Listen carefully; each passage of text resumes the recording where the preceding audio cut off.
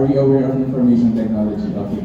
So since meron tayong background for information technology, allow me to discuss operational technology. But before we proceed, sige, next slide.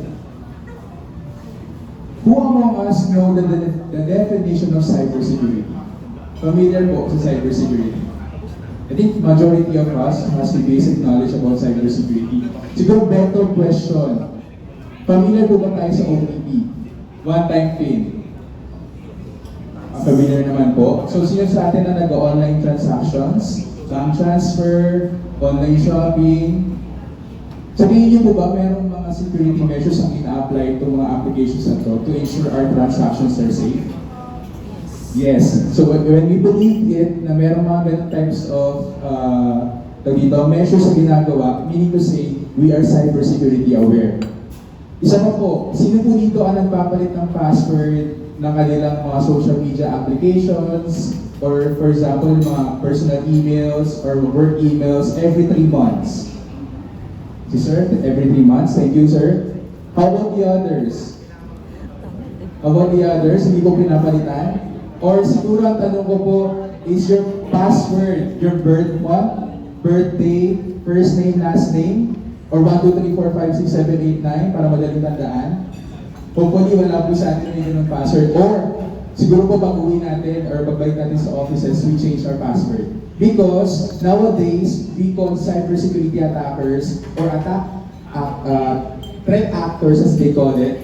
Matalino na po itong mga attackers na ito. Meaning to say, alam ko ng password ng mga yan. Pwede ko nang i-access yung, for example, yung online banking niya. Kung yun ang ginagamit yung password. So, that is cybersecurity. Ngayon, let's discuss ano ba yung operational technology and how it affects or how it is important sa manufacturing industry. Next slide, please.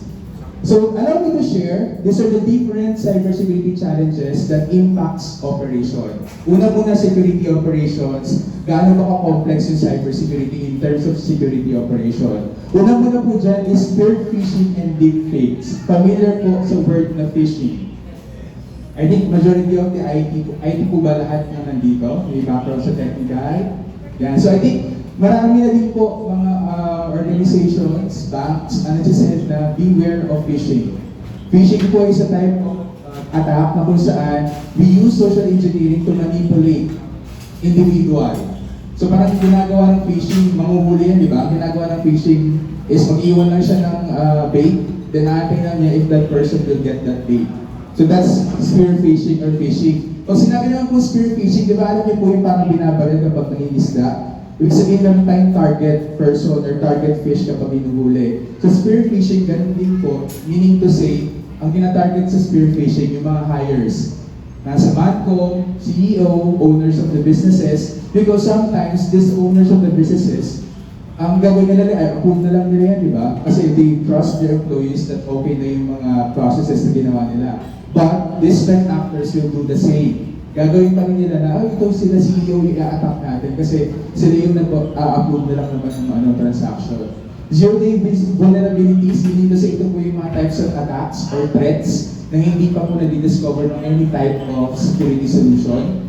Cyber-physical attacks, APT and threat actors, ito po yung natawag natin ng mga types of cybersecurity threats attackers natin. Wiper ransomware, cloud-based supply chain attacks, and insider threats. So ito po yung mga different threat landscape na meron tayo in terms of cybersecurity. So we must take note to example po, cyber-physical attacks. Nakapasok na po ba kayo sa mga data centers? Sino pong nagkaroon na po ng tour or nag-visit na po sa isang data center? Sa data centers, di ba sobrang secure ng security? Meaning to say, may layers of bago ka makapasok. So, isa po kasi yun sa mga means ng cybersecurity attackers na ang gagawin nila, i-access nila physically yung mismo equipment. So that's how important for us to understand ano ba yung evolving threat landscape na meron tayo for security. Next, meron din tayong tinatawag the network operations or development operations complexity challenges. Ito naman po on the side of network. Dito papasok yung digital acceleration. So I think familiar na tayo sa digital transformation, right? We are on the road na towards digital transformation and all of our transactions from conventional, yung mga manual types of processes, we are converting into digital. So, application journey, work from anywhere. I think sa manufacturing, hindi applicable nowadays ang work from anywhere. But there are industries na kung saan inaalaw po natin yung mga employees natin to work from anywhere. So, isa po rin sa mga challenges na piniface ng mga network operations. And last but not the least, the operational technology connectivity. Next slide, please. Ayan. So, dito natin discuss, ano ba yung OT? Sir, you're mentioning operational technology. I am only aware of informational technology. Sa informational technology, medyo kita po ba? Or medyo malabo?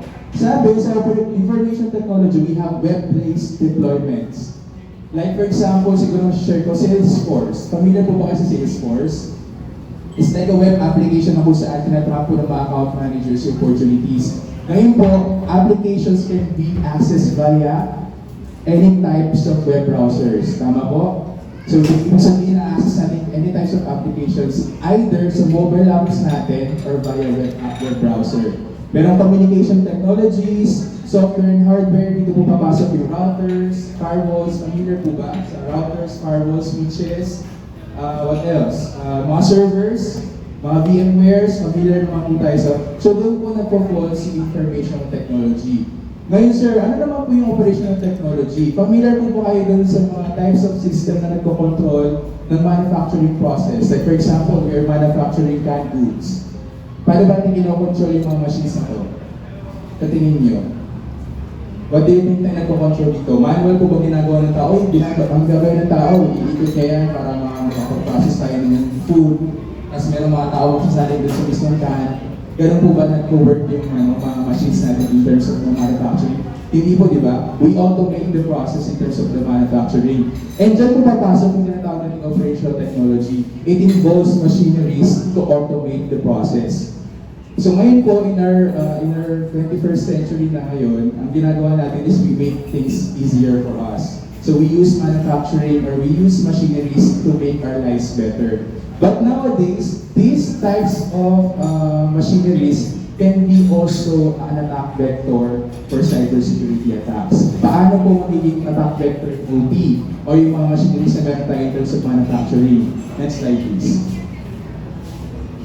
So, in terms of the operational technology, information technology, dyan papasok yung control center, dyan papasok yung power generation. Do you think, paano kaya po, si Bernardo for example, paano niya monitor yung distribute ng power to any places in the Philippines? So, meron yung monitoring tool for sure. Then, for oil and gas, paano din po ba ng oil and gas? And manufacturing logistics, paano ba nila make sure that the process that they had is efficient and effective for their businesses?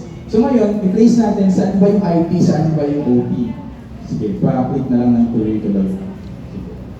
Ayan. So, for information technology, dyan po mapapasok yung tawag natin intranet. Familiar po sa intranet, ito po yung type of network na kung saan internal employees na yung pwede mag-access. Then, meron yung tinatawag na remote site, VPN. Familiar po sa VPN. How about ZTNA, Zero Trust Network Access? So, these are some of the technologies na very known na po ngayon in terms of remote site or remote access. So, ito yung information technology. Punta tayo sa operational technology. Sa operational technology, dyan papasok yung field network na nagko-control, for example, sa dams. So, nag-generate ng powers via dams. Yung valve, kung gaano kalakas yung tubig na dapat ibubuksan ng mismong dam na yon. Fan, for example, for siguro sa climate control ng loob ng mismong dam. And pump, yung pump machine, to make sure na hindi magkakaroon ng flood sa isang community. Ito ang isang example ng operational technology. Imagine, this type of field network is being attacked by threat actors. Anong klaseng damage yung pwedeng mangyari sa isang community na, for example, nakokontrol na pala ng threat actors yung lakas ng tubig na pwede lumabas sa dam. So that will make chaos dun sa mismong community and can cause lives. So, meron din tayong DMZ network, process network, control network. So, ito yung mga types of network na ginagamit natin for these different industries. Next slide.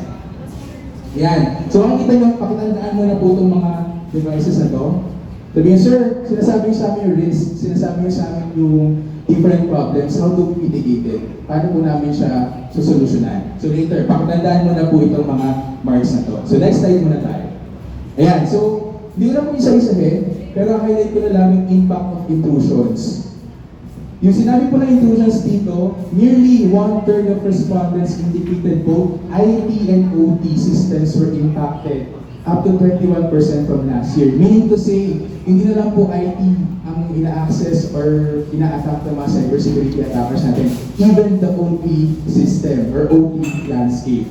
So sabi din po dito, 98% of OT cybersecurity yung in-increase last year. So ibig sabihin na talaga nag-focus na yung mga industries natin or mga companies natin in terms of the operational technology.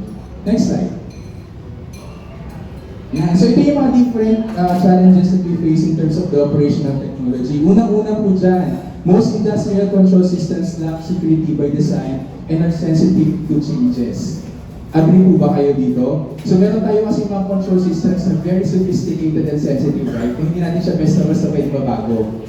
So we consider, syempre, meron yung mga different aspects in terms of the machineries that we use, the different systems that we use for control systems. So hindi siya basta-basta pwede baguhin. Pero ngayon kasi, in terms of the improvement of technologies, ini-integrate natin na kinoconnect na din natin itong control systems sa to network. Isa pa, attack surface for cyber physical assets is expanding. Industry 4.0, digital transformation initiatives driving IT and OT network convergence. So ngayon po, yung OT talaga, nagkakaroon na po siya ng initiatives to converge with IT. Increasing adoption of new technologies such as 5G, IoT, and cloud. And my co-product manager later will discuss more on the cloud naman. Paano ba makakatulong yung cloud in terms of our businesses? Remote access requirements and asset holders reliance on OEMs and SI exposes critical systems to additional risk. Meaning to say, may complexity in terms of the different machines that we use. Siyempre po, may different brands yan. May different OEMs, may different system yan, may different language. So how do we make sure that we are converging these different technologies that we have? Next slide. Ayan. So, allow me to share also, ito ay nakuha namin from one of the reports that we had from our partner, and I must say, ISA is one of the ISP provider here in the Philippines na meron kami mga distinguished partners who can help you address this increasing threats in terms of the OT space. So hindi ko na po isa-isa nito, pero ito po yung list ng mga major problems na nangyari in the United States in terms of the OT targeted attacks. And isa po sa pinaka-crucial dito is attacks on H2O supply. Critical lang H2O, water supply sa United States. What if these threat actors has an access dun sa siguro nagmamanage yung mismong planta ng tubig? What if meron siyang natin na chemical dyan, gamitin niya yung cybersecurity attack na maglagay siya ng chemical, then it can cause major of problems in terms of the community ng access nun. So imagine, ganun na po kalaki yung operational technology attacks that we are facing right now. And the latest is yung Denmark Energy Zero Day vulnerabilities. So gaano ba ka-importante ang power sa manufacturing? Importante, di ba? Hindi pwedeng mawalan ng power yung mga machines natin. Kasi kapag nawalan ng power yung machines natin, meaning to say, hindi natin magagawa yung mga yung mga products na meron tayo, or hindi natin magagawa yung business process as usual. So, dito po kalaki, or attacks are increasing in frequency and impact. Next slide. Ayan. So, sir, nabanggit niyo na po yung risk ng operational technology, different cyber threats in terms of operational technology. Ngayon, paano ba natin siya isa-secure? Paano ba natin siya i-address? Una dyan, secure connectivity. Of course, we must have a connectivity provider that helps to secure it. Ayaw naman natin na yung internet natin is siya may magiging gateway for any kinds of cybersecurity attack. So isa dyan is to have secure connectivity in which digital transformation requires secure data sharing from operational technology to data centers and the cloud infrastructure. Zero trust, nabanggit ko po kanina yung zero trust network access. ZTNA, as we call it, is the advanced type of VPN. I think familiar tayo sa word na VPN, Virtual Private Network. Ito yung ginagamit natin in the pandemic. You want to access some information from the infrastructure ng organization na hindi tayo pumunta mismo sa outside. So we use VPN para ma-access ang information na yun. That now, meron na tayong tinatawag na technology na zero trust. So ito yung nag-make sure na certain specific user lang yung mag-access ng specific information or access. Converged security operations. So ngayon po, meron pa kasing silo. May silo pang IT and OT. Meron pang sariling SOC, Security Operations Center ng IT meron pang sariling Security Operations Center ng IT. Then meron pang Security Operations Center for OT. Ngayon, ang ginagawa na po ng mga different principal partners natin is we are converging this one. Kasi same naman sila na ecosystem. Last, AI-powered OT security services. So we are using now the artificial intelligence in terms of OT attacks. So, kailangan natin mag-ensure na meron tayong product that can siguro address yung in terms of AI natin. So ngayon, meron yung rampant ng AI technology. So next slide. So sige, basta ko muna. So kanina nabanggit ko, meron tayong mga different yung parallel icons. Those are examples of an OT type of firewall. Meron na tayong type of next generation firewalls na specifically for manufacturing industries. So dito, meron akong yung table, and we got it also from our partner, na ito yung mga different major sections ng securing ng operational technology. Network segmentation, dyan mabasok yung paano natin segment yung network infrastructure natin. Network access control, sino lang dapat mag-access ng mismong network natin. Web services security, secure remote access, and so on and so forth. So you can take a picture of this one. Ginawa natin dito po, nag-align na tayo anong product or anong type of solution na pwede ma-address in terms of these different factors. So, isang example natin dyan is process control zones. Yung mga may processes, basic controls, and area supervisory control, or SCADA as we call it.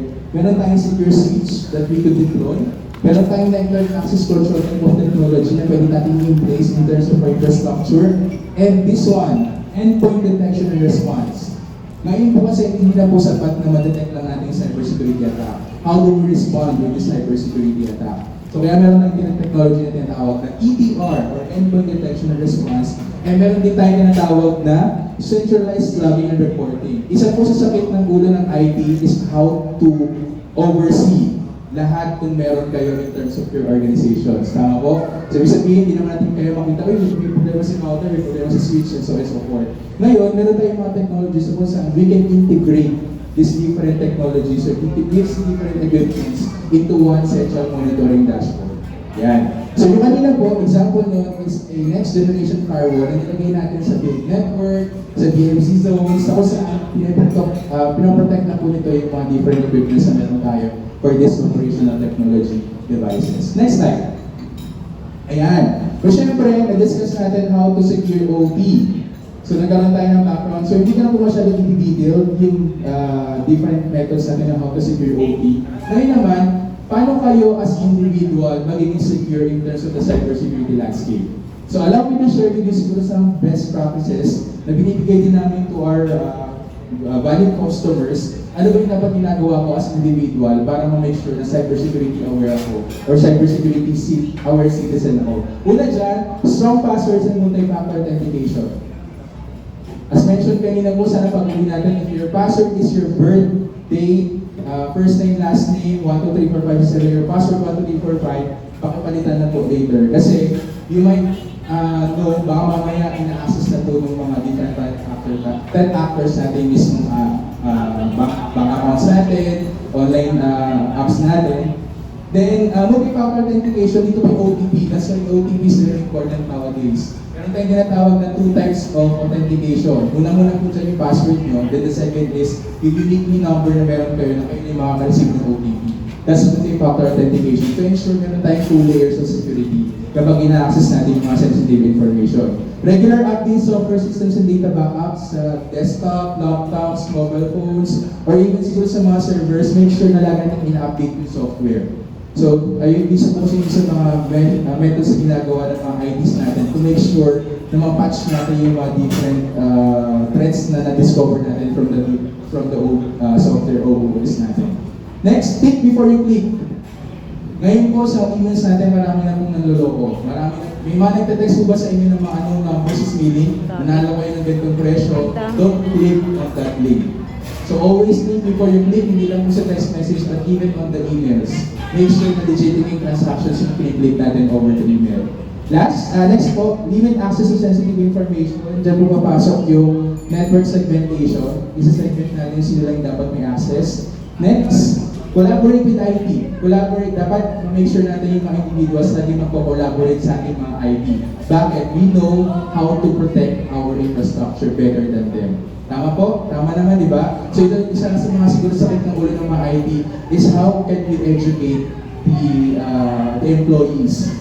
Then last but not the least, monitor third-party users and applications. So, lagi yung ensure na yung mga applications na ginagamit natin or yung mga third-party users na nag-access ng information natin sa organization are trusted and secure. Dahil meron tayong different process na ginagawa to make sure na masasecure natin any types of information na ma-access ng mga third-party users or makikita ng mga application ko. Like for example, si Microsoft 365, Office 365. Those are third-party applications that we embed into our infrastructure. So make sure lang natin na i-monitor natin to na wala siyang maging means for it to become an attack vector. So